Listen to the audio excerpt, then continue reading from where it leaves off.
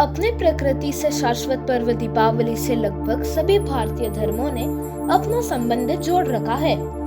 हिंदू धर्म में श्रद्धा रखने वाले कहते हैं कि दशहरे के दिन रावण का वध करके और महासती सीता जी को वापस लाकर भगवान श्री राम आज के दिन अयोध्या वापस आए थे, तो उनके स्वागत में दीपावलियां की गई थी और उनका जोरदार स्वागत किया गया था। उसी के उपलक्ष्य में यह दीपावली पर्व मनाया जाता है। आर्य समाज कहते हैं कि आर्य समाज के संस्थापक दयानंद सरस्वती का स्वर्गवास आज ही हुआ था। इस कारण यह दीपावली पर्व मनाया जाता है। जैनियों के यहाँ तो यह बात न केवल पौराणिक आधार पर प्रचलित है, अपितु आज के दिन भगवान महावीर को निर्वाण की प्राप्ति हुई थी और उनके परम शिष्य प्रथम गणधर इंद्रभूति गौतम को केवल ज्ञान की प्राप्ति हुई थी। यहाँ तक कि इतिहास से भी यह बात प्रमाणित है। यह सब कुछ होने पर भी यह समझ में नहीं आता कि उक्त घटनाओं से तराजू की पूजा से क्या संबंध है, हिसाब किताब का क्या संबंध है, लक्ष्मी पूजा के नाम पर पैसे की पूजा से क्या संबंध है। उक्त घटनाएं पूर्णतः सत्य होने पर भी लगता है कि दीपावली उसके भी पहले प्रचलित रही होगी। जो भी हो, हमारे इस आलेख का उद्देश्य उक्त सभी बातों की तह में जाना नहीं है। इसमें तो हम मात्र भगवान महावीर के निर्वाण और गौतम स्वामी की सर्वज्ञता प्राप्ति के संदर्भ में आज की जैन समाज में होने वाली गतिविधियां और प्रसंगों पर मंथन करना चाहते हैं। आज हम दीपावली के दिन निर्वाण लाडू चढ़ाते हैं, दीपक जलाते हैं, पटाखे फोड़ते हैं, एक दूसरे को मुबारकबाद देते हैं, हैप्पी दिवाली बोलते हैं, एक दूसरे के घर जाते हैं तो घर वाले आने वाले को लड्डू खिलाकर स्वागत करते हैं, दीपावली के कार्ड डालते हैं, आदि अनेक प्रकार से खुशियां भी मनाते हैं। आज के दिन हम जिस तरह का वातावरण देखते हैं उससे लगता ही नहीं कि आज भगवान महावीर हमें छोड़कर चले गए थे। हिंदू भाइयों के लिए तो यह पर्व राम के संयोग का पर्व है, पर हमारे लिए तो भगवान महावीर के वियोग का पर्व है। हम यह क्यों भूल जाते हैं? एक दूसरे को किस बात की बधाई देते हैं, मुबारक देते हैं? कल तक भगवान महावीर थे तो हमें उनका प्रवचन सुनने जाना पड़ता था, पर वे चले गए तो अब छुट्टी मिल गई। क्या हम इस बात की खुशियाँ मनाते हैं? अरे भाई, यह ईद नहीं है, मुहर्रम नहीं है, संयोग का नहीं वियोग का पर्व है, खुशियाँ मनाने का नहीं सज्जिदगी का पर्व है। यह बात तो ऐसी हुई ना कि एक बालक शतरंज खेल रहा था, इतने में किसी ने आकर समाचार सुनाया कि तेरी माँ मर गई है। उसने कहा ठीक है और फिर से खेल में मग्न हो गया। उससे फिर कहा गया कि तुम सुनते ही नहीं हो, मैं यह कह रहा हूँ कि तुम्हारी माँ मर गई है। फिर भी वह उसी प्रकार खेलता रहा। जब उसे फिर सचेत करते हुए कहा गया कि तुम सुनते ही नहीं हो, तो उसने यह कहा कि सुन लिया ना, मुझे तो तुम्हारी बात याद भी हो गई है कि तुम कह रहे थे कि मेरी माँ मर गई है, अब तो सुन लिया ना। इसका अर्थ यह हुआ कि या तो वह माँ शब्द का अर्थ नहीं जानता या फिर उसे मरने शब्द का भाव भाषण नहीं है, अन्यथा वह इस प्रकार खेलता नहीं रह सकता था। जब उससे कहा गया तो वह कहने लगा कि मैं माँ शब्द का अर्थ भी जानता हूँ और मरने का भाव भी समझता हूँ। माँ माने मदर और मरना माने डेथ हो जाना। अब तो ठीक है। ऐसा कहकर वह बालक फिर खेल में मग्न हो गया। बात यह है कि जब जब वह बालक माँ की बात नहीं मानता था, तब तब माँ कहती थी कि यदि तू मेरी बात नहीं मानेगा तो मैं मर जाऊंगी। ऐसा कहने पर भी नहीं मानता तो माँ मरने की अभिनय करके लेट जाती और कहती कि लो मैं मर गई हूँ, पर उसके मनाने पर, रोने पिटने पर उसे मनाने लगती थी। अतः वह ऐसा ही जानता है कि मरना ऐसा ही होता है। अभी मैं जाऊंगा, माँ को मनाऊंगा, नहीं मानेगी तो रोने लगूंगा और सब कुछ ठीक हो जाएगा। यही कारण था कि माँ मर गई है। यह सुनने के बाद भी वह खेलता रहता था। यदि वह उक्त वाक्य का सही अर्थ समझ जाता तो निश्चित रूप से आकुल व्याकुल हो जाता, सामान्य नहीं रह सकता था। उसी प्रकार भगवान महावीर के निर्वाण होने के सही भाव हमारे ध्यान में नहीं आ रहे हैं। इस कारण ही हमारे इस अवसर पर एक दूसरे को मुबारकबाद देते हैं, खुशियां मनाते हैं, नए नए कपड़े पहनते हैं और लड्डू खाते हैं। यदि निर्वाण होने का सही भाव हमारे ज्ञान में होता तो हम सबकी यह स्थिति नहीं होती। शब्दों में तो सब कुछ जानते हैं क्योंकि हम भाषा के पंडित हैं ना, पर हमें भाव भाषित ही नहीं होता। इस बात को समझने के लिए आपको एक कल्पना करनी होगी कि हम आज के नहीं, भगवान महावीर के जमाने के हैं, और जिस दिन से भगवान महावीर की दिव्य ध्वनि किरणा आरंभ हुई थी उसी दिन से हम उनके नियमित श्रोता रहे हैं। एक भी दिन ऐसा नहीं जाता था कि जब उनकी दिव्य ध्वनि सुनने के लिए हम उपस्थित नहीं रहते थे। धंधा पानी छोड़कर सब कुछ हम उनके ही हो गए थे। धन्य थी वह तेरस जिस दिन आपने उनका अंतिम व्याख्यान सुना था और जिसे आज इन लक्ष्मी के पुजारियों ने धनतेरस बना लिया है। इस दिन लोग कुछ न कुछ धन संपत्ति अवश्य खरीदते हैं। हीरे जवाहरात, सोने चांदी के आभूषण, कुछ भी संभव न हो तो कुछ बर्तन ही खरीद लेते हैं। हाँ, तो धन्य थी वह तेरस जब आपने उनका अंतिम प्रवचन सुना था, पर चतुर्दशी के दिन आपको मात्र उनका दर्शन ही मिला था, प्रवचन सुनने नहीं मिला था। इसी कारण उक्त चतुर्दशी को रूप चतुर्दशी कहा जाता है। जरा कल्पना कीजिए कैसा लगा होगा उस दिन आपको। चतुर्दशी के दिन न सही प्रवचन पर दर्शन तो मिल ही गए होंगे, किंतु जब अमावस्या के दिन पहुँचे तो न प्रवचन मिला न दर्शन, क्योंकि अमावस्या की वह काली रात हमारे महावीर को ली गई थी, उनका निर्वाण हो गया था। अब जरा कल्पना कीजिए कि उस समय आपको कैसा लगा होगा। क्या आपने उस दिन लड्डू बांटे होंगे, लड्डू खाए होंगे, पटाखे छोड़े होंगे, एक दूसरे को मुबारकबाद दी होगी, खाते वही संभाले होंगे, तराजू बाटों की पूजा की होगी। नहीं तो फिर आज यह सब कुछ क्यों? वस्तुतः बात यह है कि यह सब वैदिक संस्कृति का प्रभाव है। उनके यहाँ तो लंका को जीतकर राम सीता सहित वापस आए थे, इस कारण यह सब कुछ होता ही है, होना भी चाहिए। किंतु हमारे आराध्य का तो वियोग हुआ था। क्या संयोग वियोग का उत्सव एक सा होता है? पर बात यह है कि बहुमत अल्पमत को प्रभावित करता है, ऐसा ही कुछ इसमें हुआ है। यदि कोई अपने पिता की मृत्यु पर इस प्रकार नाचे गाए और खुशियां मनाए तो आप क्या कहेंगे? अरे भाई, आज तो हमारे परम पिता धर्म पिता भगवान महावीर का वियोग हुआ है। ऐसी स्थिति में यह सब क्या है? जब हमारे घर में पिताजी की लाश रखी हो और उसे शमशान ले जाने की तैयारी हो रही हो, उसे शमशान ले जा रहे हो, जला रहे हो, तब कैसा वातावरण होता है इसकी कल्पना तो आपको होगी ही। क्या कहीं ऐसा दृश्य भी देखने में आया है कि जैसा आज दीपावली पर देखने को मिलता है? यदि नहीं तो फिर भगवान महावीर के वियोग के अवसर पर यह सब क्यों हो रहा है? इस पर लोग कहते हैं कि हमारे पिता की तो मृत्यु होती है और भगवान महावीर का निर्वाण हुआ था। मृत्यु शोक का कारण है, निर्वाण नहीं। बात तो ठीक है, पर वियोग तो दोनों में ही समान होता है।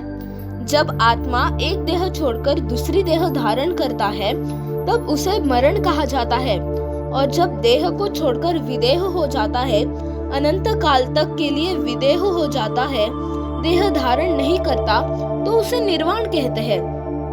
हमारे यहाँ दोनों को ही महोत्सव कहते हैं, निर्वाण महोत्सव और मृत्यु महोत्सव। यदि समाधि मरण पूर्वक हो तो मृत्यु भी एक महोत्सव है, पर यह मृत्यु महोत्सव नाचकर, गाकर, खा पीकर तो नहीं मनाया जाता। इसमें एक प्रकार की गंभीरता होती है। इस पर लोग कहते हैं कि आखिर आप चाहते क्या हो? क्या दीपावली के दिन हम सब लोग रोने बैठ जावे? नहीं भाई, रोने बैठने की बात नहीं है। क्योंकि हमारे आराध्य श्री भगवान महावीर को आज वह सब कुछ प्राप्त हुआ है जिसके लिए वे अनेक भवों से प्रयत्नशील थे। वे आज अव्याभात सुखी हुए थे। आज उन्होंने 8 कर्मों को जीत लिया था, इसीलिए यह विजय का पर्व है। इस बात की हमें खुशी भी है, पर इसी खुशी में हंसना खेलना नहीं है, खाना पीना नहीं है, आमोद प्रमोद नहीं है, लक्ष्मी के नाम पर पैसे की पूजा करना नहीं है। इसमें एक सात्विक गंभीरता है, क्योंकि हमारे प्रिय को सबसे बड़ी उपलब्धि हो जाने पर हमारे लिए अब वे उपलब्धि नहीं रहे। यह एक महान हितोपदेशी हितैषी के वियोग का अवसर है। यह बेटी के विदाई जैसा अवसर है, जिसमें खुशी के साथ साथ आंखें नम रहती है।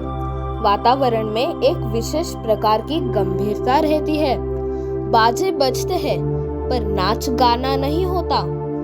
जिस बात के लिए हम वर्षों से प्रयास कर रहे हैं, जिसके लिए हमने अपना सब कुछ लगा दिया था, आज वह मंगल अवसर आया है कि जब शादी के बाद बेटी सुयोग्य सुशील वर के साथ विदा हो रही है।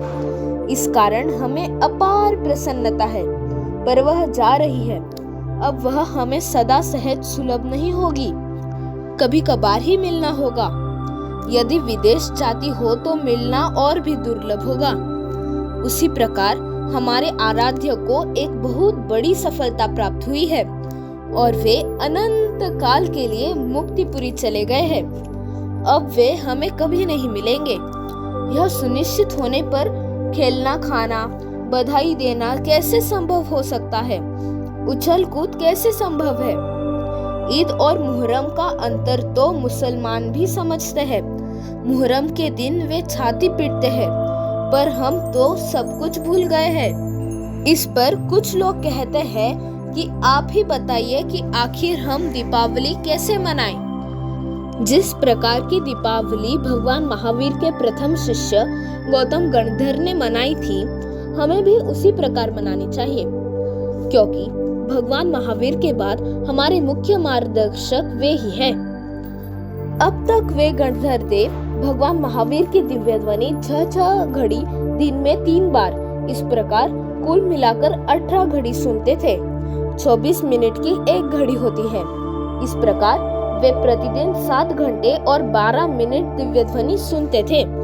30 वर्ष में भी एक भी दिन ऐसा नहीं गया कि जब दिव्य ध्वनि के अवसर पर उनकी अनुपस्थिति रही हो।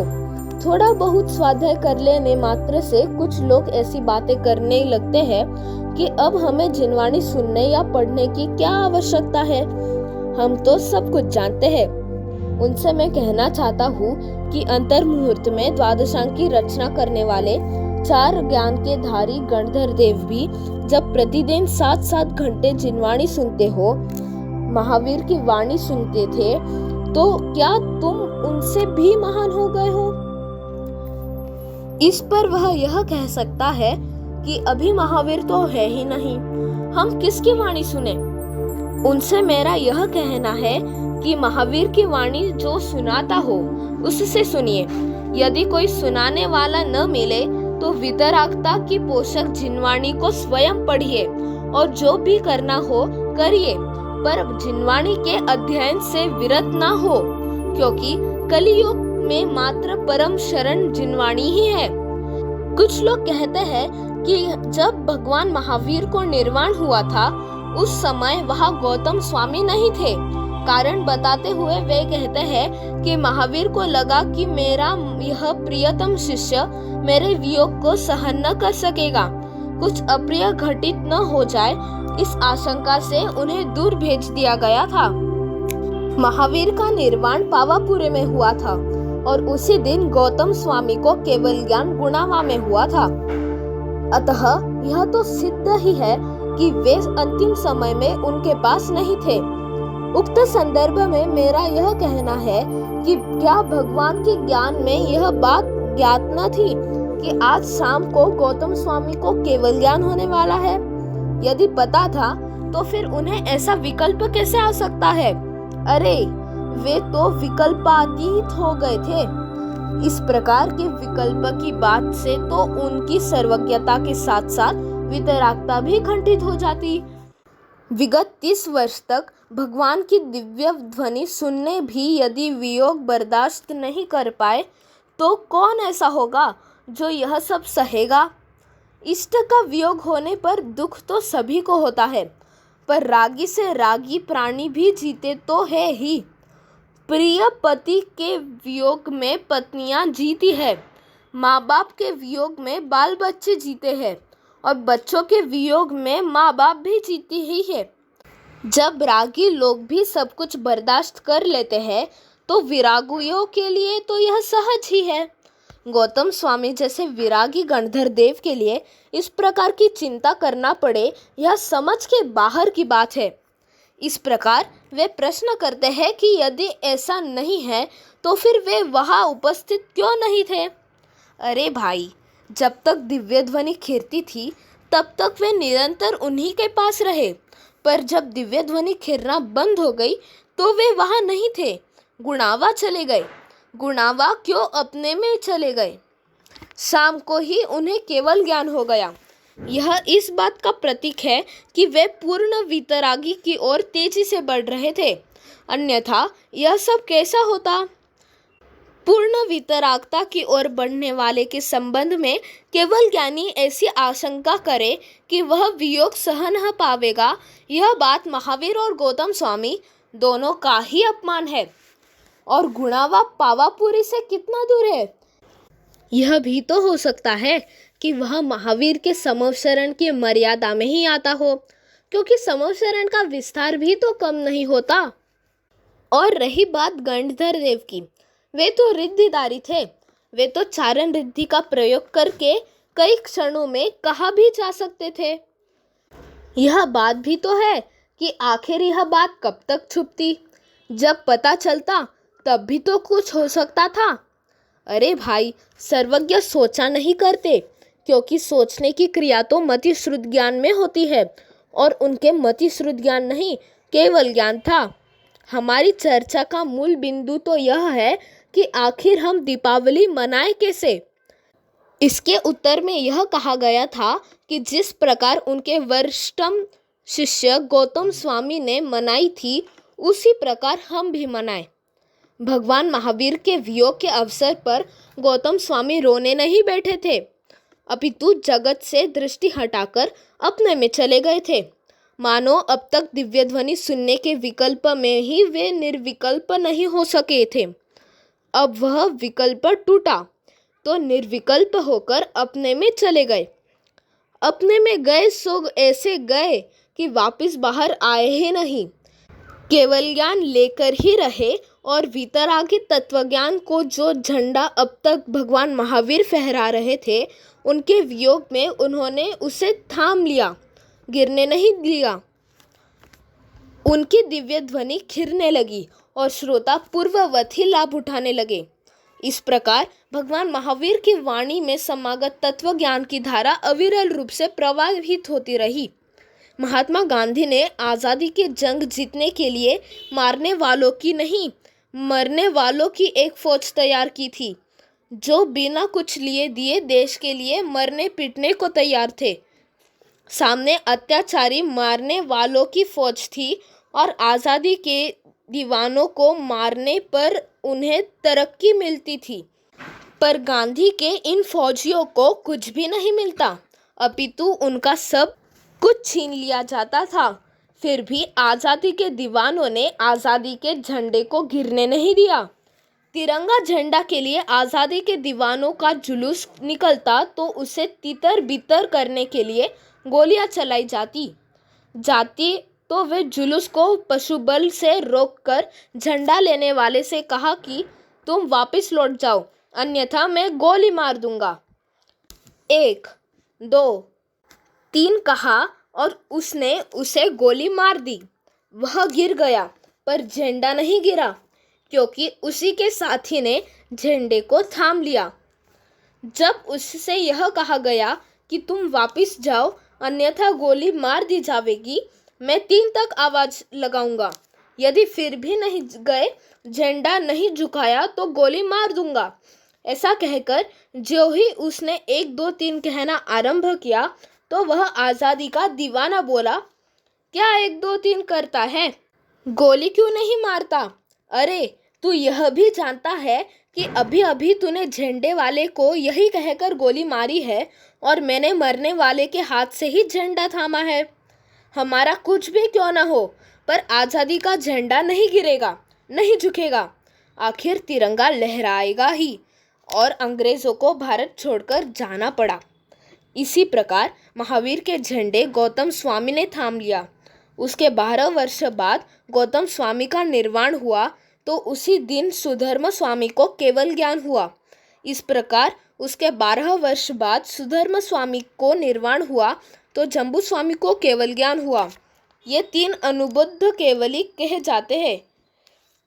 उसके बाद यह झंडा श्रुत केवलियों ने थामा और उसके बाद आचार्य कुंद कुंद जैसे समर्थ आचार्यों ने, महापंडित टोडरमल जैसे अनेक ज्ञानी पंडितों ने थामा तथा अब उसके भी बाद आध्यात्मिक सत्पुरुष श्री कांजी स्वामी ने यह झंडा थामा था और वह आज हमारे हाथ में है। हमारे हाथ का मतलब अकेले हमारे हाथ का नहीं, पंडित हुकुमचंद के हाथ में भी नहीं, अपितु उन सब लोगों के हाथ में कि जो लोग महावीर की वाणी को जन जन तक पहुंचाने में जुटे हुए हैं, अहर्निश उसी में लगे हुए हैं। यह भी तो हो सकता है कि आप भी उनमें से एक हो। जिस प्रकार हम कह रहे हैं कि वह झंडा आज हमारे हाथ में है, उसी प्रकार आप भी यह कह सकते हैं कि वह झंडा हमारे हाथ में है। पर मात्र कहने से काम नहीं चलेगा, उसके लिए अपने जीवन का समर्पण करना होगा। हमारी माँ से संपूर्ण जगत माँ कहे तो किसी को क्या इतराज हो सकता है, पर हमारी पत्नी से अपनी पत्नी की बात कहे तो नहीं चलेगा। अरे भाई, महावीर की वाणी जिनवाणी तो हमारी माँ है। सारा जगत उसे अपनी माँ माने तो हमें अपार प्रसन्नता होगी। हम और आप व्यक्तिगत रूप से अकेले इतने समर्थ नहीं हैं कि इस गुरुतर भार को ढो सके, इसलिए सबके सहयोग की परम आवश्यकता है। आओ हम सब मिलकर इस भार को संभालें, इस महान कार्य को अंजाम दें। इसमें ही हम सबका भला है और दीपावली का वास्तविक उत्सव भी यही है। हमारी भावना तो बस इतनी ही है कि महावीर का झंडा झुकने न पावे, उनकी वाणी को जन जन तक पहुंचाने का महान कार्य निरंतर चलता रहे। इस दीपावली के अवसर पर इससे बढ़िया श्रद्धांजलि और कुछ नहीं हो सकती। दीपावली मनाने का रूप ऐसा ही होना चाहिए कि महावीर की वाणी को जन जन तक पहुंचाने के कार्य में तेजी आवे। अधिक क्या, समझदारों को इतना ही पर्याप्त है।